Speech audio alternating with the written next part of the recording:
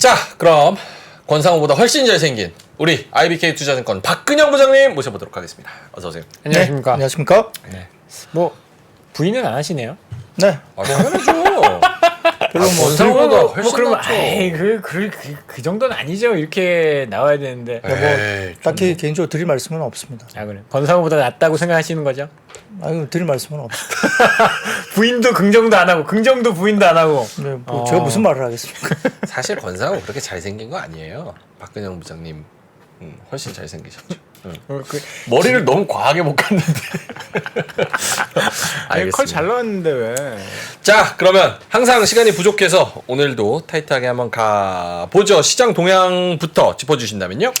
네, 코스피는 2포인트 수준 상승 출발을 보였는데요. 외국인들은 현물 매도와 선물 매수 출발했고요. 기관은 코스피 200과 선물 매수 출발을 했습니다. 유가 상승이 있었기 때문에 정유, 화학, 조선, 조선기자재, 피팅, 해운, LPG, 건설 이렇게 이제 경기 민감 그리고 유가 상승과 관련된 수혜주로 거론되는 섹터들이 괜찮게 나왔고요. 이 철강이나 종합상사, 건설기계와 전력설비 전선 그리고 우주항공과 방산 그리고 2차 전지 장비주들 그리고 자동차 부품과 타이어 그다음에 MLCC와 5G 통신 장비 그리고 증권, 보험, 은행 등의 금융주 그리고 화장품과 일부 면세점 이렇게 강세가 시작됐습니다. 미국 지표 호조에 따른 경기 확장 기대 그리고 암 상장 후에 기술주 투자 심리가 개선세가 나타났고 유가 부담이 있지만 근원 물가가 둔화 추세가 유지가 됐다는 것도 긍정적이었습니다. 금리 인상 확률이 계속 낮아지고 있다는 점도 긍정적이었고요. ECB도 금리 인상 이후에 마지막이라는 취지의 내용이 있었기 때문에 악재로 작용하진 않았습니다.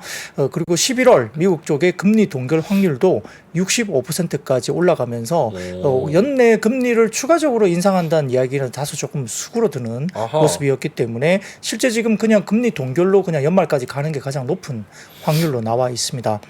외국인의 선물 순매수 확대로 코스피 상승폭이 확대됐는데요.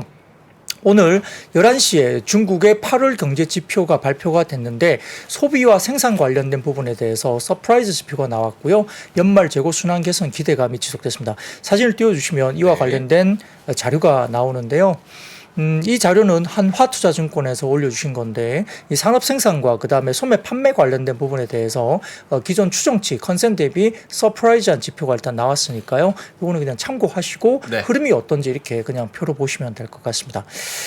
전반적으로 지금 봤을 때는 이제 어제 같은 경우에 밤늦게죠. 뭐 메리츠증권에서 이야기가 또 하고 있지만 중국이 지준율을 25bp 인하했습니다. 자, 인민은행 관련된 다음 사진 띄워주시면 이제 인민은행에서 나온 발표 자료입니다. 한눈에 들어오실 텐데요. 9월 15일부터 지준율 25bp 인하 결정을 했고요. 가중평균 지준율은 7.4% 그리고 시장 컨센 부합 수준이고 4분기에는 추가 금리 인하도 예상한다는 이야기가 나오고 있는 상황이고요. 메리츠증권에서 이렇게 관련해서는 좀 정리를 해주셨습니다. 그래서 이제 외국인이 장중 선물을 오늘 아마 종가까지는 못 봤는데 장중에 아마 1조 9천억대 정도까지 장중 선물을 외국인이 샀던 걸로 기억하고요. 주가지수 선물이 여기에 따라서 추가적으로 상승하면서 외국인과 기관이 코스피 현물 매수세가 대폭 확대됐고 프로그램이 들어왔겠죠. 외국인들은 전일 선물 옵션 동시 만기 영향에 코스닥에 대해서는 장 후반 순매수 전환하긴 했지만 오늘 같은 경우는 재차 매도 전환했습니다. 코스피는 약 1개월 만에 2,600선을 일단 탈환하는 모습을 보였고 전일에 이어서 외국인들의 대규모 선물 순매수 영향에 기관 현물 순매수가 확대되면서 시총 상위주 중심으로 증시 선방 압력을 계속적으로 높였습니다. 코스닥은 2차 전지, 반도체, 엔터 일부 부진에 주춤했고요. 다만 상승 종목수가 많았기 때문에 체감상으로는 괜찮은 모습이었습니다. 누적된 선물 매도 규모가 거의 해소됐는데 긍정적으로 보면은 하락 압박이 약해진 거고 반면 거꾸로 보면 매수 여력도 크게 감소했다고 볼 수도 있습니다. 의미 있는 현물 매수세가 추가적으로 좀 이어져야 된다는 부분도 우리가 좀 간과하지 않아야 될 것 같고요. 외국인은 코스피에서 철강 외 대부분 업종 매수했고 코스닥에서는 반도체, 2차 전지, 기계 업종 매도했습니다. 기관도 코스피 대부분 업종 매수했고 전기전자, 철강에 집중했고요. 코스닥은 제약, 통신 장비, 화학 일부 매수가 들어왔습니다. 원달러 환율은 달러 강세 개장 직후 1330원까지 상승했지만 장중에 위안화가 강세를 보이면서 1320원 중반대로 상승폭이 축소됐고요. 업종별로는 포스코 홀딩스 중심으로 개인 순매수에 집중된 철강, 금속 강세였고 포스코 포스코 그룹주가 전반적으로 강했습니다. 배당 매력이 부각되면서 은행, 보험 등 금융업이 강세였고 특히 최근에 보험업종 내에서는 한화생명이 계속적으로 상승세가 지속됩니다. 네. 8월 저점 대비 약 44%나 급등했습니다. 보험주가 이렇게 급등하는 것도 이례적이죠. 유통업 같은 경우는 포스코 인터내셔널과 LX 인터내셔널 대부분 다 종합 상사들인데요. 아마 이제 이게 뭐 니켈이든 리튬이든 대부분 다 이제 이렇게 네. 광물자원 관련된 이슈가 부드러졌고요. 그 외에도 해운과 통신 장비, 자동차 부품도 강세였고 업종 전반적으로 상승했지만 의약품은 보합 그리고 운수 창고는 상대적으로 상승폭이 미미했고요. 코스닥은 외국인 자금이 유출되면서 900포인트 존으로 뭐 제한적으로 왔다 갔다 하고 있습니다. 업종별로는 금속화, 통신 장비 강세였고 오락 문화, 반도체, 소프트웨어는 약세였고요. 엔터는 블랙핑크의 리사 이 분이 재계약 관련된 난항 영향 때문에 전반적으로 좀 좋지 못했습니다.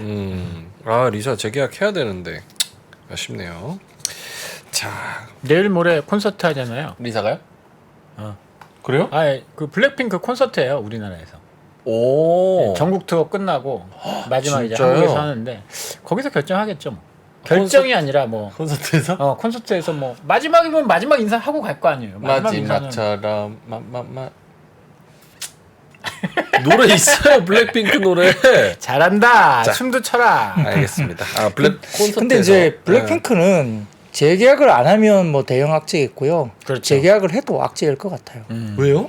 수익 배분이 달라지잖아요. 그리고 금액이 어마어마하던데 들리는 소문에 의하면 그래서 계약금 같은 게. 재계약을 안 하면 더 큰일이지만 해도 기존에 YG가 가져가는 것보다 엄청나게 못 가져가겠죠. 안 하는 것보다 그래도 하는 게 낫죠. 그나마 하는 게 낫지만 뭐 어쨌든 그래요. 알겠습니다. 자, 그런 시장 전반적인 동향이 있었고요. 건설기계, 전력기기 실적이 견조할 것이다라는 분석. 네.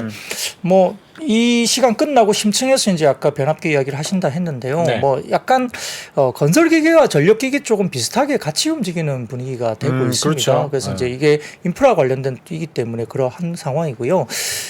오늘 뭐 다울투자증권에서도 리포트가 나왔지만 뭐 약간의 실적에 대한 절정이 좀 지났다 하더라도 주가가 좀 오르기도 했지만 계속 좋고 아직도 싸다라는 형식의 리포트가 나왔습니다.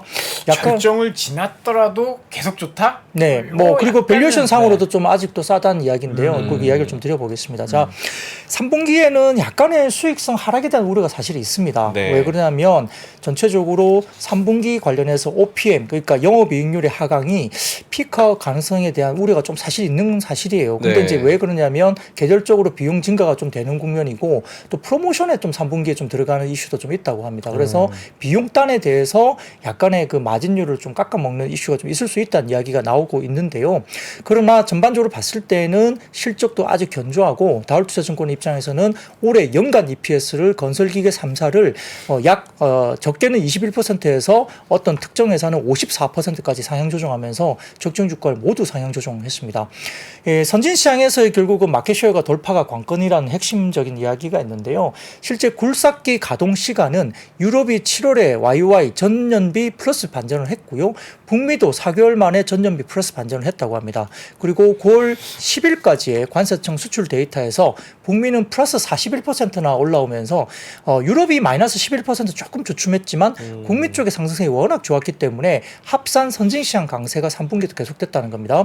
사진을 좀 띄워주시면 첫 번째 사진이 나오는데 현대건설기계, 현대인프라코어, 두산밥켓 세 군데이고요. 시장 전망과 그다음에 회사들이 이야기했던 가이던스가 나와 있고 제일 오른쪽에 나오면 상반기 실질적으로 이제 나온 부분인데 성장률이 가이던스가 현대건설기계는 26% 그리고 인프라코어는 가이던스가 이렇게 뭐 선진시장 17% 정도 가이던스가 나왔거든요. 근데 실제로 뚜껑을 열어보니까 현대건설기계 같은 경우는 선진국 쪽에서 50%나 성장을 했고요. 그다음에 현대인프라코어 같은 경우는 선진시장에 17% 가이던스가 있었지만 27% 실질 성장을 했고 두산밥켓 같은 경우도 유럽하고 미국 뭐 이렇게 합치면 3.9% 가이던스가 있었지만 32%나 가이던스가 나왔습니다. 그러니까 초과했죠. 그러니까 이렇게 본다면 뭐 회사가 좀 어느 정도 이제 항상 IR 같은 경우는 조금 보수적으로 이야기하는 게 훨씬 더 사실 좀 좋다고 이야기를 합니다. 왜냐하면 뭐 거기에 비딩하면 뭐 그래도 괜찮고 인라인이고 훨씬 좋게 나오면 서프라이즈로 이야기되기 때문에 그러하죠. 그래서 일단 선진 시장의 성장폭이 엄청나게 잘 나왔다는 겁니다. 시장 가이던스보다. 다음 상황 보시면 선진 시장 중에 미국의 전년비 성장률입니다. 이 보시면은 한국 관련된 캣, CAT 이 부분이 이제 약간 갈색으로 보이는 쪽이 아주 좀 깔려 있죠. 그러니까 성장이 그렇게 높지 않아요. 캣은 캐터필러? 네, 캐터필러. 그렇죠. 근데 이제 지금 HCF가 아마 제가 보기에는 현대 건설기계 같습니다. 그러니까 이 보시면은 튀어 오른 게 보이실 거고, 그다음 밥캣 같은 경우도 파란색 보시면 밥캣이 약 55%, 건설기계가 84%나 뛰었죠. 그러니까 미국 현지 회사들이 북미 쪽에서 보면은 전년비 성장률이 상당히 좀 저조한데 국내 관련된 두 개사는 엄청나게 튀어 올랐습니다. 그리고 유럽 시장의 YY 성장률로 보면은 그 오른쪽에 다음 사진을 보였는데요. 예. 그러니까 역성장이 나왔죠. 갈색을 보면 역성장이잖아요. 유럽 쪽에서는. 근데 국내 회사들은 두 개가 플러스 성장을 보였죠. 한 20% 가까이 성장을 보였습니다. 그렇죠? 그러니까 상당히 견조한 겁니다. 그렇네요. 그러니까 선진 시장에서 국내 관련된 건설기계 업종들이 상당히 지금 잘하고 있고, 그다음에 미국 쪽에서 그 수입액 중에 성장하는 쪽이 한국발 건설기계 수입이 제일 높다고 제가 지난번에 말씀드렸던 네네. 자료 보여드린 적이 있고, 그 다음에 독일에서 수입되는 게 미국 쪽이 두 번째였고요. 일본이 조금 올라가다가 주춤한 이렇게 세 가지의 흐름이 있었다고 하고 지난번에 한번 말씀드린 적이 제가 기억이 납니다. 그 신흥시장 쪽은 다소 좀 마이너스입니다. 왜냐하면은 자원국을 대비하는 인도네시아 같은 경우는 굴삭기 가동 시간이 전년비 플러스를 유지하고 있지만 신흥시장은 마이너스 26% 조금 부진합니다. 근데 이 이유는 인도 같은 경우는 3% 성장을 했는데 남미가 37% 마이너스로 부진합니다. 그래서 약간 부진한데요. 또 러시아 같은 경우는 최근에 전쟁 이후에 네. 상반기에 어떤 게 있었냐면 제재를 우려해서 러시아 쪽에서 사재기가 좀 있었대요. 건설기계 관련해서. 예. 그렇기 때문에 기저효과 때문에 37% 마이너스로 러시아 쪽이 좀 빠진 부분이 영향이 있는데, 그럼에도 불구하고 어디가 메이크업을 해주냐면 중동 쪽에서 메이크업을 해주고 있습니다. 중동이 플러스 24% 정도 성장을 했습니다. 그 중국은 3분기 수출이 전년비 90% 플러스로 굉장히 급성장을 한 걸로 보입니다만, 근데 왜 그게 의미가 없냐 하면 현대건설기계 같은 경우는 중국 매출 비중이 5%에 불과하고 아하. 과거에는 거의 50에서 60%였거든요. 근데 지금 인프라코어 같은 경우는 중국 비중이 8%까지 떨어졌고, 그러니까 각사가 5%, 8%밖에는 중국 비중이 안 되는 거죠. 그래서 크게 의미가 없고, 아까 3분기 수출이 전년비 90% 정도로 좋지만 플러스가 됐지만 매출에 일부 도움이 되는 정도로만 인식하면 되겠습니다. 그래서 이제 피크아웃이 우려되는 이유는 제가 말씀드렸듯이 매출이 상반기에 좀 쏠릴 어떤 그런 부분들 우려라든지, 그다음에 강력한 가격 인상 사이클이 약간 좀 종료되는 분위기, 그리고 프로모션 등이 시작되기 때문에 아마 3분기가 조금 OPM, 그러니까 영업이익률이 좀 빠지는 거 아니냐라고 일부 가이던스가 좀 있는 상황입니다. 자, 다음 사진 보시면은 8, 9월에 유럽에 침체가 있었고 북미 쪽에는 강세 기록이 됐는데요. 이게 보시면 뭘 어떻게 봐야 되냐면 오른쪽 표에서 오른쪽에 보시면은 8월에 뭐 16% 마이너스 35% 638%이 나오잖아요. 그게 8월에 제일 위에 16%는 북미 쪽에, 그리고 두 번째 마이너스 35%는 유럽. 그리고 빨간색은 중국이고 638% 8월에 증가했죠. 이제 그리고 신흥시장은 중국 외 신흥시장은 3% 정도 이렇게 올라와 있죠. 근데 이제 오른쪽 보시면은 9월 10일까지 추세입니다. 9월 10일까지 추세가 북미 쪽은 16% 성장하고 있죠. 그리고 유럽 쪽 마이너스 27%, 중국은 뭐 좀 많이 더 빠지고 있고, 그다음에 신흥시장이 좀 빠지고 있다. 이 추세입니다. 그러니까 결국은 지금 북미 쪽이 상당히 좋은 거예요. 아직까지는. 그죠? 나머지는 좀 주춤하다는 이야기죠. 9월 들면서. 그래서 이제 여러 가지 부분이 이제 피크에 대한 이야기가 우려가 있다는 겁니다. 근데 그럼에도 불구하고 반박할 수 있는 두 가지 근거를 이야기하고 있는데, 선진시장이 계절성이 사라졌다는 겁니다. 그러니까 왜냐하면 밥캣 같은 경우는 22년도까지 17년도부터 22년까지 상반기가 47%, 하반기 53%로 나오면서 하반기가 밥캣이 더 좋았다는 겁니다. 그래서 이런 부분이고요. 그리고 국내 같은 경우는 현대건설기계와 인프라코어 같은 경우는 2022년까지는 현대건설기계는 상반기가 54대 하반기 46. 그리고 현대인프라코어 같은 경우는 상반기 56%대 하반기 44% 이렇게 돼 있었거든요. 근데 이게 동일 기간 중국을 제외한 상반기 하반기는 최근에 현대건설기계가 51대 49로 거의 비슷하고요. 현대인프라코어도 52대 48로 크게 차이가 없습니다.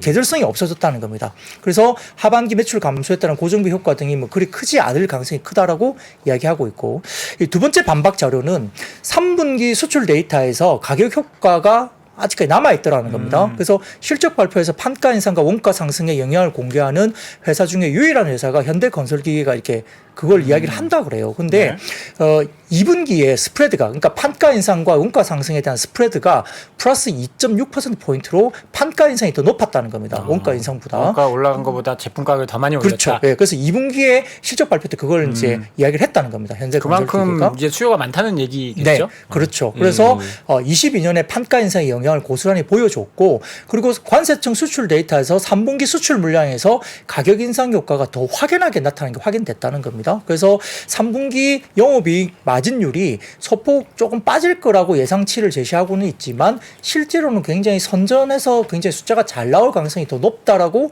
다울투자증권에서는 평가를 했고요.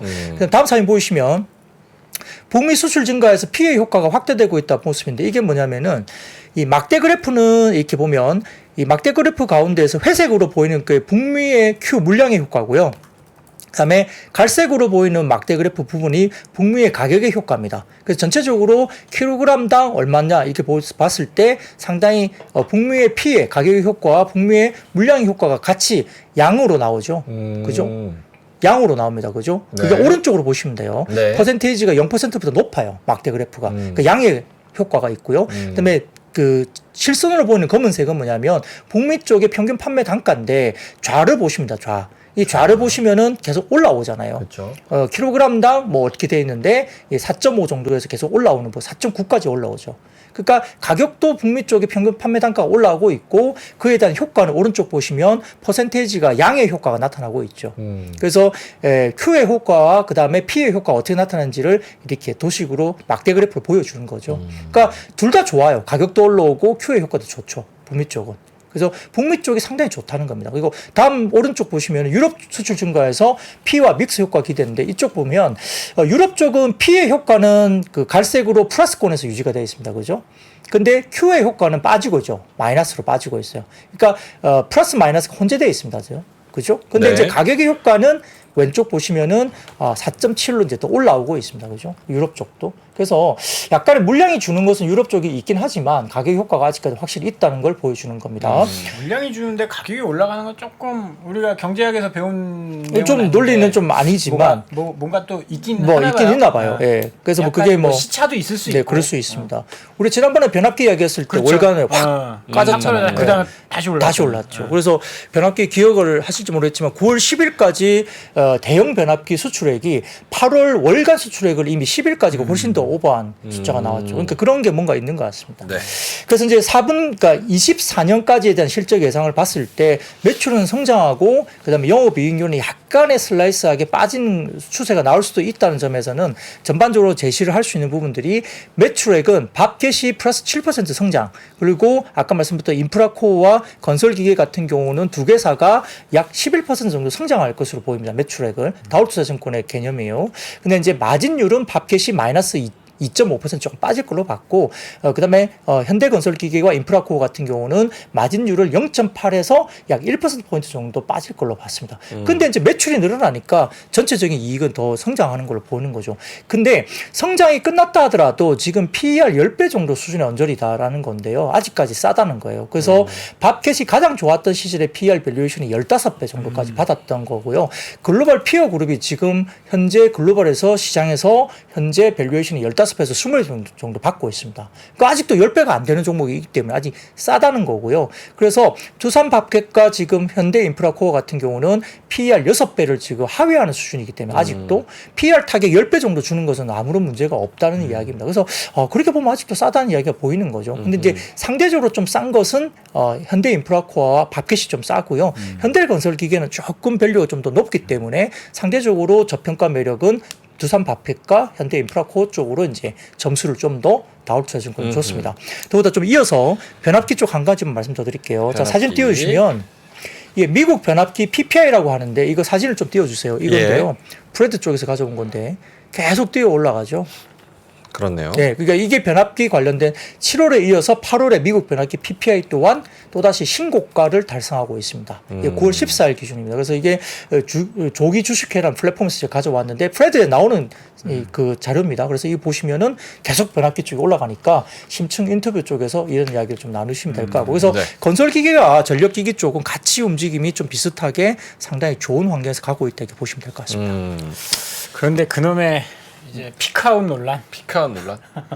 여기도 사실 작년 말이었나요? 올 초에 이게 실적 이제 다 나왔다.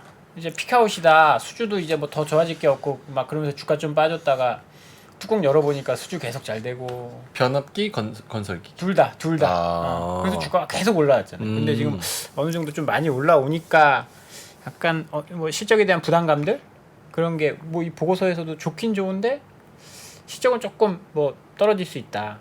가는 놈이 더 간다. 가는 놈이 더 간다. 근데 난 모르겠어. 다 온 것 같은 놈이 더 간다. 아까 이제 그 인프라코어가 좀 더 싸다고 말씀하셨는데 거기 이제 중국 노출도가 좀 높아서 싼 건데 여기서 중국이 살아난다면 그렇지. 희망 고문. 그렇지. 근데 뭐 건설기계나 인프라코어나 미국 그 중국의 지금 비중이 아까 제가 잠깐 말씀드렸지만 양사가 5%와 8%예요. 그러니까 너무 바닥이죠. 죽어서 그랬잖아요. 너무 바닥이죠. 그래서 중국 때문에 디스카운트를 굳이 받을 필요까지 있을까라는 생각은 들고요. 뭐 5%나 8%나 뭐 그게 그렇게 차이가 있을까요? 오히려 지금 중국이 만약에 좋아진다면? 경기가 좋아서 좋아진다면 플러스 알파가 또 되겠죠. 네. 인프라코어의 플러스 알파가 될 수도 있는. 네네. 그러니까 뭐 여튼 뭐 업황 자체라든지 아까 말씀드렸던 그 인프라코어나 그다음 두산파켓이 PER 6배가 안 된다 말씀드렸잖아요. 그러니까 타겟 프라이스 PER 10배 정도까지는 뭐 피어 그룹이 15배에서 20배 받고 있기 때문에 충분히 그 정도까지는 타겟 프라이스 가능하다는 논리는 저도 납득은 되는 것 같습니다. 네. 알겠습니다. 다음 이슈 넘어가 보면 반도체 소부장 상승인데 이게 한투에서 제목을 리포트를 이렇게 내놨습니까? 네, 한국투자증권에서 지금 반도체 안 사면 뭐 사시게요? 라는 제목으로 리포트를 우리 했습니다. 최민숙 위원 말투가 차장님 말투인데. 잘해요. 말도 잘하고. 그럼 같이 뭐 미팅해서 이렇게 서로 이야기를 나눈 건지 모르겠는데. 요새는 제목 잘 지어야지. 제목 잘 지어야 돼요. 진짜. 제목이 중요해요. 근데 약간 뭐 요즘에 이제 제목, 그러니까 리포트도 읽어야지 리포트잖아요. 낚시성. 그러니까 약간 제목이 낚시성 리포트도 꽤 많이 나옵니다. 근데 아무튼 이게 보시면 이제 오늘 이제 뭐 하고 많은 뭐 반도체 이야기를 했는데 왜 반도체 이야기를 가져왔느냐 제가 말씀드리면 오늘의 이 최민숙 연구원의 반도체 관련된 리포트의 핵심은 뭐냐면 전공정을 보자인 거예요. 네. 그러니까 HBM이나 후공정을 계속적으로 말했잖아요. 네. 시스템 반도체도 많이 마찬가지고 했죠. 많이 했는데 주가도 많이 그거 올랐고. 말고 지금은 다시 전공정을 보자는 이야기를 했기 때문에 제가 잠깐 소개를 하는 겁니다. 반도체 이야기는 워낙 많이 했기 때문에 그런 이야기를 하는데요. 반도체 전공정 장비는 수주부터 공급까지 리드 타임이 6개월에서 12개월 정도 걸립니다. 그러면 업황이 좋아지기 전에 최소한 6개월 전에 뭐가 나와야 된다는 거잖아요. 그런 이야기를 하는 거고요. 다음 연도 장비 투자액에 대한 의사결정을 통상 9개월에서 9월에서 10월 사이에 완료를 하기 때문에 지금 그 사이클로 들어온다는 거죠. 그래서 장비 수주가 본격적인 업황 회복에 선행해서 나타나는 이유가 거기에 있다는 거고요. 그러니까 아직까지는 후공정 단이나 이쪽의 밸류가 굉장히 높아졌고 전공정 단은 사실 움직임이 별로 없었다는 건데 전공정 장비 기업들이 빠르면 올해 4분기부터 수주 잔고가 본격적으로 늘어나기 시작할 거고 실적은 3분기가 최저점이라고 이야기를 하는 겁니다. 그래서 일시적으로 3분기에 매출이 줄어서 적자가 나온다 하더라도 그거 신경 쓰지 말자는 이야기예요. 코멘트가 굉장히 공격적이에요. 근데 아무튼 그에 대한 논리는 이야기는 있습니다. 메모리 업턴이 목전에 있기 때문에 업황에 후행하는 3분기 실적을 쇼크로 굳이 받아들일 필요가 있는 것인가에 대한 이야기를 이제 코멘트를 하기 시작했고요. 자, 다음 사진 보여주시면 그래서 디램 출하량의 반등 시작이 어떻게 나오냐 이게 보시면 디램 출하량은 이미 반등이 시작했다고 나옵니다.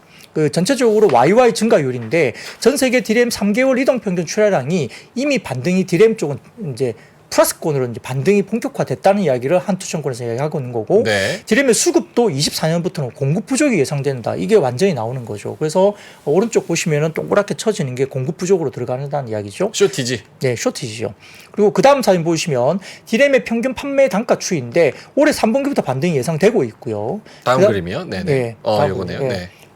왼쪽 보시면 이제 돼 있고 오른쪽 보시면 낸드 쪽도 보시면 올해 4분기 이후에 반등합니다. 이게 이 4분기 이후의 반등도 트랜스포스에서 이미 이야기를 하고 있다는 걸 제가 지난번에 자료를 드렸을 거예요. 그래서 낸드도 좀 늦지만 4분기 있다. 근데 이제 기존에는 4분기까지도 낸드가 가격 상승이 안 된다고 계속 이야기가 됐었거든요. 그게 근데 4분기로 당겨지고 있습니다. 그래서 디램이 먼저 올라가고 낸드가 뒤따르는데 적어도 낸드도 4분기부터 올라온다는 거죠. 그래서 반도체 기업에게 가장 시급한 거는 디램의 선단 공정 투자인데 결국은 웨이퍼 투입량 감소이죠. 지금은 공급을 좀 전부 다 오더컷을 하고 있기 때문에 그렇기 때문에 웨이퍼 투입량 감소 때문에 원가가 상승해서 수익 구조 개선하기 힘들죠. 근데 이제 선단 공장에서 뭘 해야 되겠죠? 그러면 소위 말하면 조금 이제 반도체 쪽에서 이야기하는 그런 단어로 이야기하면 테크 마이그레이션.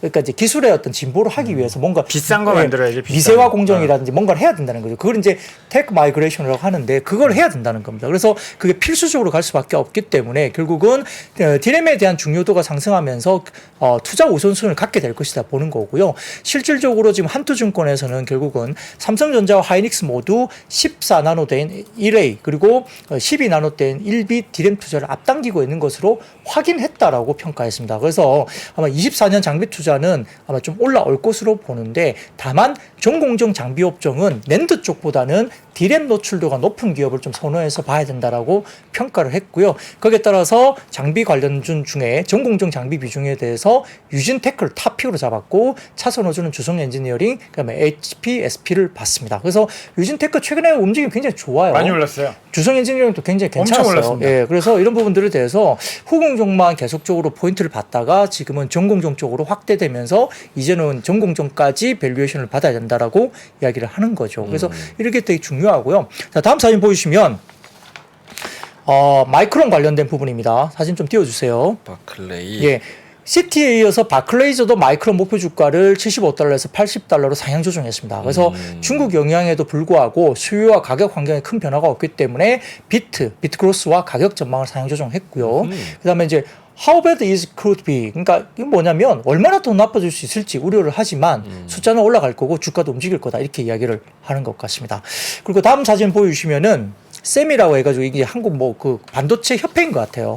예, 그래서 24년 반도체 장비 투자가 올해 대비 내년은 15% 증가할 것으로 전망되고 있어서 역시 장비 투자를 해야 된다는 이야기죠. 그래서 이 부분도 장비주에 대한 이야기가 계속 되는 것 같고요.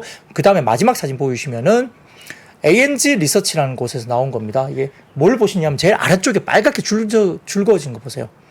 The End of Semiconductor Deflation 나오죠. 그러니까 이제 이게 웨이크 리포트는 시장 이야기라는 플랫폼에서 가져와 봤는데 이게 뭐냐면 세미컨덕터 반도체의 디플레이션이 끝나고 있다는 이야기입니다. 그래서 이렇게 해외 IB들도 대부분 다 반도체 관련된 이야기에 대해서 업턴에 대한 이야기를 다 공동적으로 하고 있기 때문에 그러면 내년을 바라보고 지금 봐야 되고요. 반도체 투자는 결국 사이클 투자죠. 그렇죠, 예, 그렇기 그렇죠. 때문에 사이클이죠. 실적보다는 사이클 업턴에 대한 초기에 결국은 주식을 실적이 안 좋더라도 주가는 움직인다는 그런 논리로 이제 보는 것 같습니다. 그래서 지금 뭐 제. 어제 그제부터 반도체 가격 인상 가격이 오르고 있다라는 이야기 나오고 전통 반도체 쪽이 그 전에는 이제 HBM이나 뭐 패키징 이런 쪽이 좋았는데 전통 반도체 업체들의 주가가 막 엄청 올라가고 있더라고요. 그게 그리고 오늘 사실 생각보다 좀 수월하게 우리가 2,600을 회복했잖아요. 그 전에 막 2,600 갈래다가 떨어지고 하는데 반도체가 이렇게 또 강하게 쏴주니까 외국인도 사실 주식 사기 조금 수월하고 그렇죠. 시총 큰 것들이 있으니까 주가가 생각보다 잘 올라간 것 같아요 오늘 반도체 때문에. 여기서 이제 파운드리 좀 가져오고 삼성전자 13만 원 딱 하고. 왜요? 파운드리 그거 너무 희망 고문 같아서 파운드리 가져와야죠. 가져와야 되는데 희망 고문 같아서. 자, 그러면 신재생에너지 관련해서 공급망 다변화 소식에 포스코 그룹주 오늘 진짜 좋았습니다. 네, 뭐 오늘 뭐 포스코 그룹주는 포스코 인터내셔널 같은 경우는 뭐 전기차 부품도 한다고 오늘 뭐 기사도 나왔고요. 그 뭐, 포스코 네. 모빌리티인가 자회사로 있어서 네, 그래서 뭐 구동 모터 코어. 네, 그래서 네. 그것도 이제 납품 계약을 뭐 현대 기아 그룹에 했다 뭐 이렇게 이야기도 나오고 그래서 포스코 안 하는 게 뭐야 이렇게 싶을 정도로 그렇죠. 굉장히 지금은 포스코 그룹주가 핫합니다. 그래서 진짜 핫해요. 그 부분을 갖고 있는데요. 대신증권에서 광물의 러시 시대라는 이야기의 리포트가 러시. 오늘 나왔습니다. 그래서 꽤 긴 리포트인데 결국은 신재생 에너지 쪽의 밸류체인 쪽에는 업스트림이 뭐냐면 원자재 쪽이에요. 그리고 이제 다운스트림이 이제 마지막 최종 수요처죠. 그래서 업스트림 쪽의 원재료 쪽이 결국 핵심이라는 이야기를 이제 리포팅을 했고요. 결국은 신재생 관련된 설치 발전의 확대 움직임은 필연적으로 가소가 될 수밖에 없는데 그 패러다임이 결국은 핵심 광물 공급망에 있는데 이게 과도하게 편중이 돼 있어서 특정 국가 의존도가 굉장히 높은 상황이다. 그래서 지나치게 편중된 공급망이 접근이 어렵기 때문에 결국 국가 경제 전략이나 안보에 영향을 미칠 수 있다는 점 때문에 상당히 중요하고 지금 광물 수출도 뭐 제한한다 이런 이야기 뭐 먹는 것도 제한 설탕도 뭐 수출 수출 안 하겠다 네, 이야기도 네, 분명히 네. 나오잖아요. 그러니까 그런 것들은 마찬가지입니다. 그래서 단순히 자국 재생에너지 산업 경쟁력 제고뿐만 아니라 경제 안보 전략이나 직결된다는 점에서는 공급망의 다변화 그리고 중국과의 디리스킹 그러니까 이제 중국과의 관계를 조금 끊으면서 다른 쪽으로 조금 확대를 해야 된다는 움직임이 이제 나타나고 있다는 이야기입니다. 그래서 첫 번째 사진 보여주시면 시나리오별 신재생 에너지 용량 증설 규모 전망이에요. 이게 이제 뭔가 하면은 대신증권에서 아마 각 국가별로 어떤 신재생 에너지를 어떻게 하겠다 뭐 이렇게 발표를 한 게 있잖아요. 그리고 뭐 탄소 중립을 하겠다 뭐 이런 시나리오가 각 국가들 있거든요. 미국도 마찬가지고 그런 것들을 가지고 탄소 중립 시나리오가 2050년까지 탄소 중립을 하겠다는 시나리오를 가정을 했을 때 어느 정도의 신재생 에너지가 들어간다는 이야기를 하는 거고요. 그다음에 이제 가속화, 그냥 이제 탄소 중립까지는 아니더라도 좀 빨리 가속화하겠다. 그러면 어느 정도까지 간다. 그래서 글로벌, 중국, 선진국, 신흥국 이렇게 나누어서 그 정도까지 해서 신재생 에너지 용량이 증설이 어느 정도까지 돼야 된다는 것을 보여주는 겁니다. 그리고 이제 베이스 시나리오, 뭐 그렇게까지 아니더라도 어차피 가야 되는 걸로 본다면 27년까지 어떻게 가야 되고, 그다음에 이제 21년까지는 어떻게 왔다는 걸 좀 보여주는 차이를 나타내는데 아무튼 그냥 차트만 보더라도 글로벌, 중국, 선진국 신흥국으로 봤을 때 기가와트 시로 봤을 때는 엄청나게 지금 뭔가 신재생 에너지 쪽의 용량 증설이 굉장히 많이 이루어져야 된다는 것은 뭐 우리가 알 수 있겠죠. 다음 사진 보시면 27년 글로벌 에너지 발전량 관련된 부분에 대해서 나옵니다. 이 보시면 하나만 보세요. 이게 신재생 에너지가 곤색으로 보이는 약간 짙은 푸른색으로 보이는데 아마 27년까지 보면 신재생 에너지가 40%에 근접합니다. 그죠? 석탄 비율은 떨어지고요. 그 다음에 천연가스는 조금 유지가 되는 듯 하지만 그래도 좀 빠집니다. 결국은 신재생 쪽의 비율이 22%에서 28% 그리고 27년까지 가면 거의 40%에 근접할 가능성이 높습니다. 그래서 다음 사진 보시면 2015년 대비 25년 기준으로 봤을 때 석탄과 석유가 어느 정도까지 생산이 감소할 거냐 보면 25년 기준으로만 보더라도 석탄 같은 경우는 약 24.8% 빠질 거고요. 석유는 8.3%나 생산이 줄어들 겁니다. 그게 이제 다른 신재생으로 이제 커버가 되는 거죠. 예, 그래서 그게 뭐 전기도 될 수 있고 풍력이나 태양광 될 수 있고 뭐가 되겠죠, 그죠? 이렇게 바뀐다는 거고 30년, 2035년 가면 점점 더 많이 이제 그런 석탄과 석유의 비중이 상당히 줄어들 수밖에 없죠. 신재생의 비중이 굉장히 늘어날 수밖에 없고요. 근데 이 계산을 카큘레이션을 하는 거가 네. 의미가 있나요? 의미가 있나요가 아니라 만약에 트럼프가 내년에 되면은 이 전망치는 확 확 바뀌어요. 바뀌겠죠. 확 바뀌겠지. 근데 뭐 IEA가 뭐 사실 뭐 그럴 수 있죠. 그럴 수 있죠. 근데 이제 그거는 어쨌든 이제 현재까지 뭐 각 정부라든지 어떤 그것들에 대한 어떤 발표된 수치를 가지고 가정하는 거기 때문에 아무튼 방향은 그 방향에 맞는 거는 맞겠죠. 뭐 수치가 달라질 수는 있겠지만. 근데 이건 좀 딴 얘기인데 태양광 왜 이렇게 박살이? 자, 이제 마무리하겠습니다. 네. 그 다음 사진 보시면은 그러면 6개의 핵심 광물, 그러니까 니켈, 리튬, 우리 히토리오, 네오디움이 이제 히토리오죠. 네. 그다음 구리, 자석 실리콘, 만드는 거. 코발트 이런 게 되게 중요한데 2022년 대비 25년의 수요 성장에 대한 부분인데요. 역시 니켈, 리튬 뭐 다 마찬가지로 각각 최대 니켈 같은 경우는 3.6배, 리튬은 3.5배 정도가 25년, 불과 한 2, 3년밖에 안 남았거든요. 네. 근데 그렇게 지금 수요 성장이 있다고 보입니다. 그러니까 엄청 중요하죠. 그죠? 이렇게 굉장히 중요하죠. 그래서 배터리 때문에 그런 그럴 가능성이 큽니다. 네. 예, 그렇기 때문에 공급만 다변화가 굉장히 시급하죠. 근데 그렇게 보면 결국은 이제 우리가 어디를 잘 봐야 되나? 그러니까 중국을 탈피하려면 결국은 이제 그 대신증권 리포트를 보면 그 핵심은 호주에 있다라고 평가했습니다. 제 호주 예. 출신이잖아요. 오스트레일리아. 캥거루 많고. 네, 그렇습니다. 그래서 여러 가지 자원 개발과 관련된 부분에서는 최대 협력국으로는 호주를 주목할 수밖에 없는데 그다음 사진 보시면은 핵심 광물 채굴 단계 생산 비중 상위 국가이거든요. 이 보시면은 자, 뭐 구리, 니켈, 코발트, 리튬 쭉쭉 나와 있는데요. 호주가 상당히 중요한 역할, 특히 리튬 같은 게 중요한 역할을 하죠. 그 히토리오 같은 경우도 중요한 역할을 하는 것 같고요. 뭐 여러 가지 부분에서 쭉 보십시오. 이렇게 보시면은 각 이렇게 미국, 중국, 호주, 뭐 모잠비크 이렇게 쭉쭉 나와 있죠. 칠레, 뭐 인도네시아, 뭐 필리핀, 페루까지 나와 있는데 이 보시면 니켈은 인도네시아. 네, 그렇습니다. 그래서 호주가 상당히 중요한 역할을 각 이제 그 원자재마다 이렇게 하고 있죠. 그렇기 때문에 여러 가지 부분에서는 향후 중국의 장악력을 낮출 수 있는 요인으로 작용하는 것이 결국 호주의 부분이고 호주 부분과 어떻게 우리나라가 어떤 각 회사들이 또 잘 어떤 역할을 할 수 있는지 상호 보완적 관계를 할 수 있는지 그 포스코 그룹 같은 경우는 미국이 지금 리튬 뭐가 발견했다 이번에 이야기가 또 뉴스에 나왔잖아요. 네. 근데 거기도 포스코가 들어가 있더라고요. 최고로 거기 안 끼는 데가 없습니다. 그래서 포스코 안 끼는 데가 없어요. 그래서 맞아요. 그래서 이제 대신증권의 핵심적인 마무리는 네. 국내에서 호주와 상호 보완적인 관계를 지속할 수 있는 유일무이한 투자 그룹이 포스코 그룹이라고 포스코다. 평가를 내렸습니다. 네. 그래서 다음 사진 보여주세요. 자, 이게 재밌는데 22년 기준으로 호주의 이 여러 가지 광물과 관련된 이슈 이겁니다. 예, 뭐요? 자, 제일 왼쪽 위에 보시면 리튬 생산량 1위입니다. 1위, 그리고 리튬 매장량은 2위예요. 2위. 그리고 니켈 생산량은 6위고 니켈 매장량은 1위입니다. 그리고 히토류 생산량은 3위고 히토류 매장량은 6위입니다. 그러니까 우리나라가 이야기하고 있는 주요 광물의 아주 중요한 부분들을 호주가 이렇게 잘 하고 있는 이야. 거죠. 이걸 좀 참고로 해보시면 될 것 같고요. 자, 그 다음 사진 보여주시면 그게 왜 중요하냐. 마지막 사진입니다. 22년 중국의 대중국 리튬, 한국의 대중국 리튬 수입 비중이에요. 작년 기준으로 봤을 때는 대중국 리튬 수입 비중이 64.3%입니다. 올해는 1월에서 8월까지 기준 59.2. 그러니까 한국이 중국으로부터 리튬 수입이 엄청나게 큽니다. 60% 정도예요. 여기 보시면은 파란색 막대 그래프가 대중국 수입이거든요, 한국에. 근데 과거에는 칠레에서 수입을 많이 했다고 해요. 그리고 아르헨티나 조금 있었고. 근데 칠레가 좀 빠지고 중국 쪽에서 수입이 엄청나게 많아지고 있어요. 파란색 막대 그래프 보시면. 그죠? 그래서 이 중국에서 좀 탈피를 해야 된다. 그래서 그 역할을 이제 호주가 좀 할 수 있지 않을까라는 이야기를 대신증권의 리포트가 하고 있습니다. 그 부장님 혹시 중국은 엔화, 일본이 엔화, 중국은 중국이 엔화? 위안화, 네. 호주 돈 이름 뭔지 아세요? 또 개그 하려고. 호주, 호주머니. 네. 마감 시간은 이렇게 해서 이제 마무리를 하도록 하겠습니다. 금요일인데 이거 뭐예요? 호주가 중요하다는 거지. 호주가. 박근영 부장님 진짜 멋있으신 게 이런 거 웃어주면 계속하니까 안 웃어주시잖아요. 지금 멋있습니다. 갈 시간이 돼가지고 이제. 빨리 아이고. 가고 싶은데. 아이고 아이고, 배야. 알겠습니다. 호주머니. 호주가 중요합니다. 호주 중국에서 중요하다. 탈피해서 호주로 가야 됩니다. 그러니까 약간 뭐 박정희 차장님의 피크아웃을 논할 수밖에 없는 이야기 좀 됐죠. 이번 개편 때 어떻게 됐어요? 살아남았습니다.